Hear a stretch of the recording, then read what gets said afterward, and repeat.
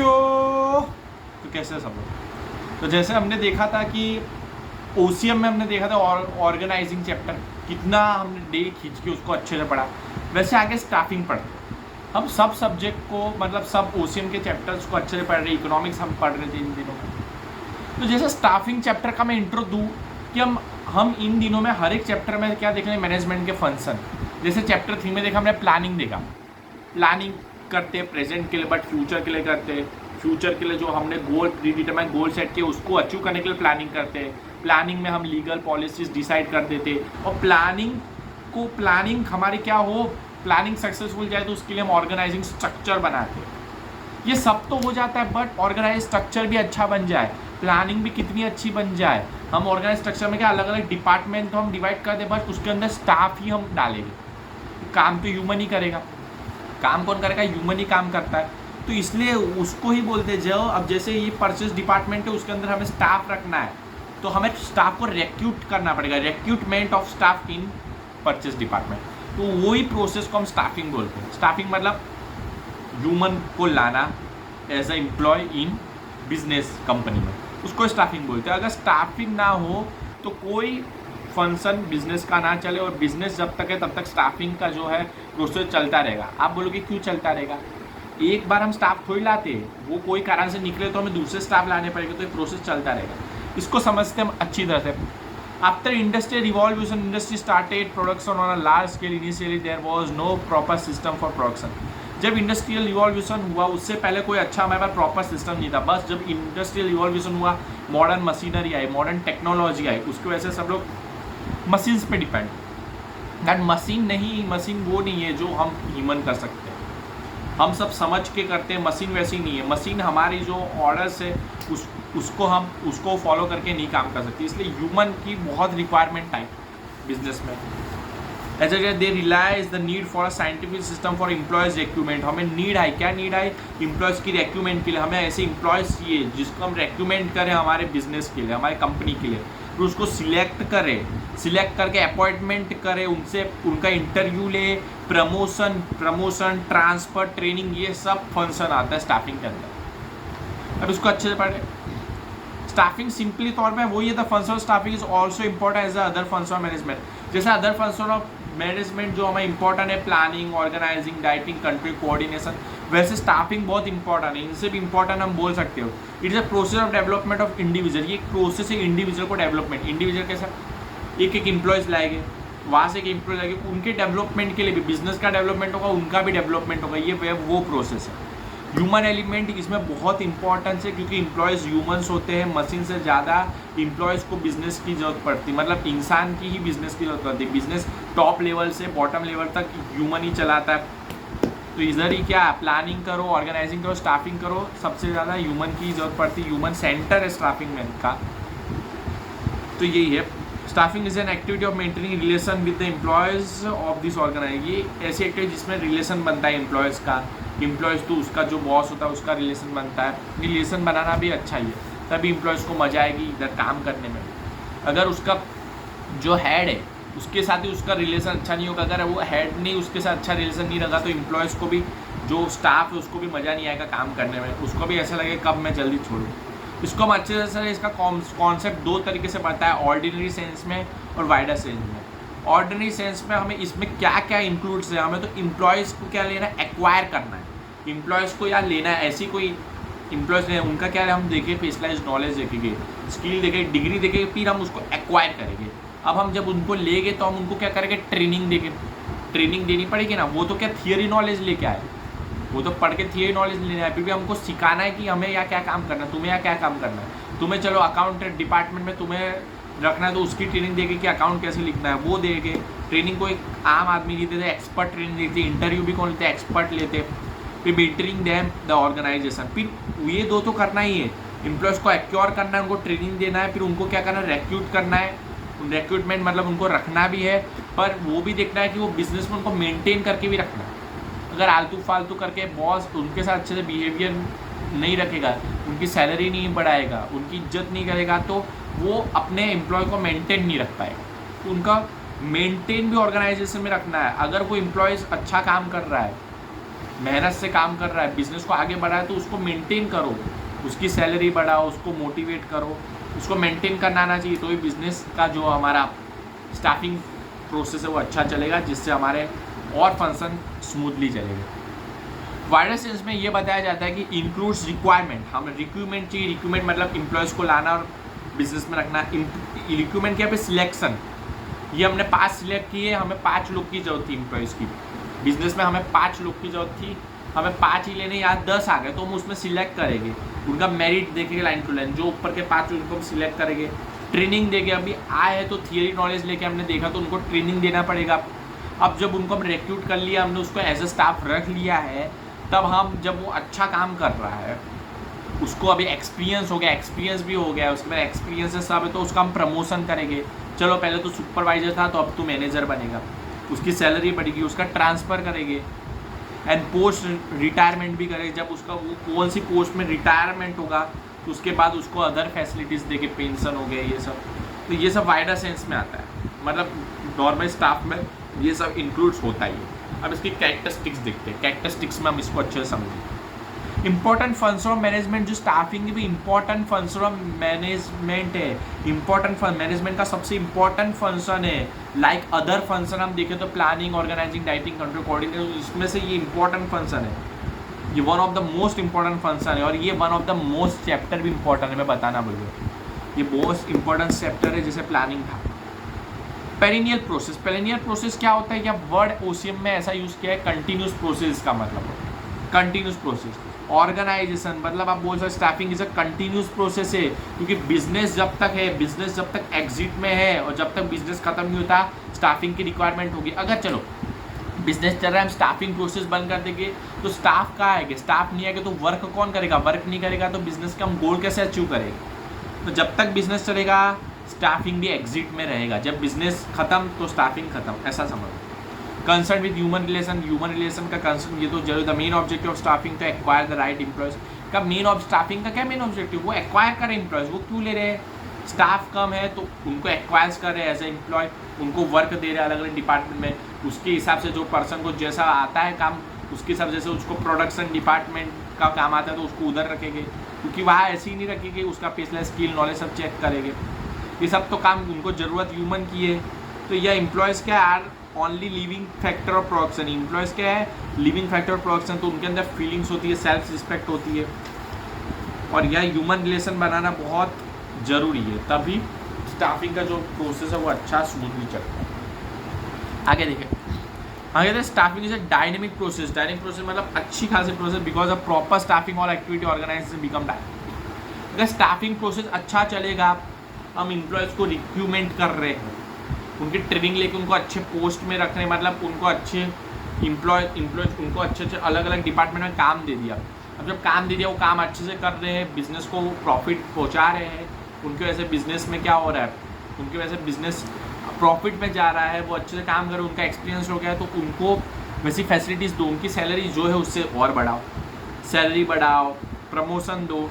इससे क्या होगा कि वो लोग का भी मॉरल क्या होगा, बूस्ट होगा, उनको भी उसको भी लगेगा कि मैंने लॉयल्टी से यहाँ काम किया है, अभी इनको भी मेरी इज्जत है, इन्होंने इसलिए मेरे को प्रमोट किया है, इसलिए इन्होंने मेरी सैलरी बढ़ाई, तो वो भी क्या अच्छे से काम करेंगे, जिससे क्या है आपकी स्टाफिंग और प्रॉपर होगी, और स्टाफिंग की हर एक एक्टिविटी प्रॉपरली हुई तो उसका मतलब ऑर्गेनाइजेशन क्या होगा, डायनामिक होगा, अच्छा होगा। Relation with other manager function, ये जो है ना स्टाफिंग के हर एक से रिलेट ही करता है, कि प्लानिंग करते फिर ऑर्गेनाइज करते, ये करने के लिए प्लानिंग करने के लिए ऑर्गेनाइज करने के लिए एक तरह से पहला फंक्शन है स्टाफिंग जरूरी है। प्लानिंग कर दिया, ह्यूमन नहीं प्लानिंग किया, ऑर्गेनाइज स्ट्रक्चर बनाया, उसमें अलग अलग डिपार्टमेंट के, उसके अंदर कौन आएगा, स्टाफ ही आएगा, तो स्टाफिंग प्रोसेस बहुत ज़रूरी है। और ये जो स्टाफिंग प्रोसेस है ये एकदम लेंथी प्रोसेस है, हम नहीं बोल सकते कि शॉर्ट प्रोसेस लगता है सुनने में, रिक्वायरमेंट हुआ, सिलेक्शन हुआ, ट्रेनिंग हुआ, प्रमोशन हुआ, ट्रांसफ़र हुआ, एकदम बड़ी प्रोसेस है। बड़ी प्रोसेस क्यों है, पहले तो उनको देखना पड़ता है कि ये पोस्ट हमारे यहाँ खाली है, तो हमें यहाँ के लिए ये डिग्री वाले जन चाहिए, ये स्पेशलाइज नॉलेज वाले जन चाहिए, उनको ले गए रिक्वायरमेंट, वो उनको रिक्रूट करेंगे, उसके बाद उनमें से सिलेक्शन करेंगे, फिर ट्रेनिंग देंगे, ट्रेनिंग में पता चलेगा कौन अच्छा है, फिर उनका इंटरव्यू लेंगे, ये सब करते एक्सपर्ट करते, उनको भी फीस देनी पड़ती है, तो इनका बहुत एक्सपेंसिस होता है। फिर उनको बाद में प्रमोशन करते हैं, ये प्रमोशन, ट्रांसफर, पोस्ट लेना, ये बहुत बड़ी एक्टिविटी है। हाँ, वाइड स्कोप आप देखते हैं, staff is not merely in activity labour welfare but is concern with acquiring training, maintaining personnel and it also work their development. ये वाइडर स्कोप इसमें क्या करते हैं कि स्टाफ को लाते नहीं है, स्टाफ को ला के उनको ट्रेनिंग देना पड़ता है। ट्रेनिंग दे के तभी काम अच्छे से होगा। ट्रेनिंग देने के बाद उनका मेंटेनिंग, उनको बिजनेस में बनाने के लिए उनकी मतलब उनके डेवलपमेंट के लिए भी काम करना पड़ता है, उनकी सैलरी बढ़ानी पड़ती है। अगर अच्छा काम करें, सैलरी बढ़ाओ, प्रमोशन दो, फैसिलिटीज़ दो, रिलेशन अच्छे से रखो। ये वाइडर स्कोप है, स्टाफिंग का एक वाइड स्कोप है।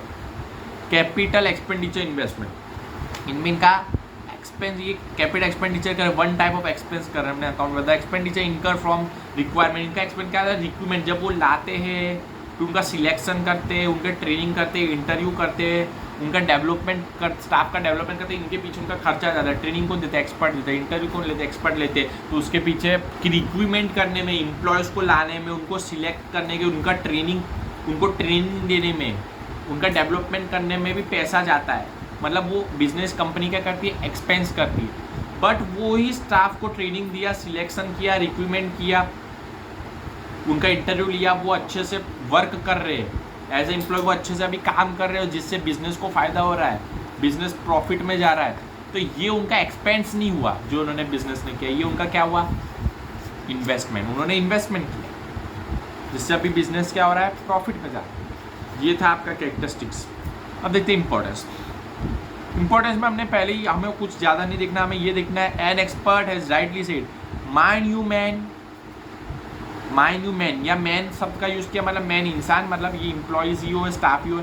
Mind you man, man will mind everything for you. ये स्लोगन आपको, मतलब यही चीज़ आपको याद रखनी है और एक खास लिखनी पड़ेगी आपको। माइंड यू मैन मतलब आप अपने एम्प्लॉयज़ का, स्टाफ का ध्यान दो, उसकी डेवलपमेंट करो, रिलेशन अच्छे से रखो, मतलब उसको मोटिवेट करते रहो, उसका मोरल डाउन मत होने दो।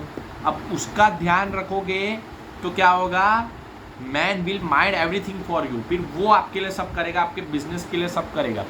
वो बिजनेस की हर एक एक्टिविटी में क्या करेगा, लगन से काम करेगा, लॉयल्टी से काम करेगा। इसलिए बोला है ना, mind you man, mind will नहीं, mind you man, man will mind everything for you. तो वो सब बिजनेस का करेगा, जिससे बिजनेस स्मूथली चलेगा। अब जैसे इसका इंपॉर्टेंस में ड्राइविंग फोर्स।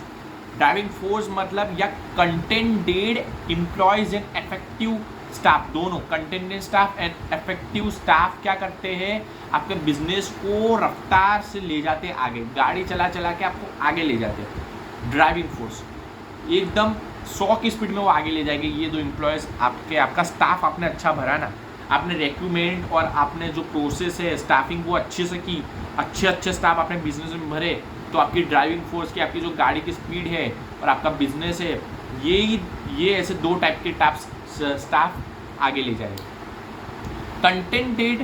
कंटेंटेड स्टाफ का मतलब वो जो हैप्पी स्टाफ, जो खुश स्टाफ है, जो अपनी नौकरी से सेटिस्फाई है, अच्छा है ये नौकरी मिली, अच्छा। कोई एम्प्लॉयज़ होते हैं कि इधर पोस्ट मिली है, बोला यार तो सैलरी नहीं बढ़ती, वो सही में काम करना पड़ता है, ना मज़ा आया, रिलेशन, बॉस भी बार बार डांटता रहता है, कोई दूसरी नौकरी चाहिए, वो सेटिस्फाई नहीं, वो नॉन कंटेंटेड है। ये किया क्या है, कंटेंटेड है, ये कंटेंटेड है, इसका मतलब ये हैप्पी है, इसको सैलरी, हाँ यार मस्त सैलरी है, मैं अच्छा काम करता हूँ, इससे बॉस से सही बनाए, अच्छे से मेरे से बात करते, रिलेशन अच्छा आया, उसका प्रमोशन हो गया, तो ये हैप्पी स्टाफ है। एक ऐसे हैप्पी स्टाफ भी होते हैं जो स्टाफिंग प्रोसेस में, और एफिशिएंट स्टाफ भी होते हैं। एफिशिएंट स्टाफ मतलब इंटेलिजेंट, स्पेशलाइज नॉलेज वाले, एक्सपीरियंस स्टाफ, तो उसको बोलते हैं। तो ऐसे दो टाइप के आपके पास स्टाफिंग प्रोसेस में आपने सब स्टाफ लिए आपके बिजनेस के लिए। तो ड्राइविंग, आपको बिजनेस में वो गाड़ी चला के आगे आपके बिजनेस को वो आगे पहुँचाएगा, इसलिए ड्राइविंग फोर्स बोला है। Only efficient staff can accomplish the objective of business along with factor of process.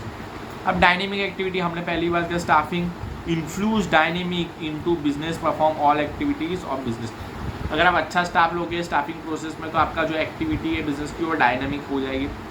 Important for other function of management, ये इंपॉर्टेंट है, क्या है, इंपॉर्टेंट है ये। जैसे other manager function like organising, directing, controlling, planning, ये सब कब हो गए, जब आप प्रॉपर स्टाफिंग करोगे तो ये जो एक्टिविटी ये सब स्मूथली चलेगी, इसलिए ये क्या एक इंपॉर्टेंट फंक्शन है।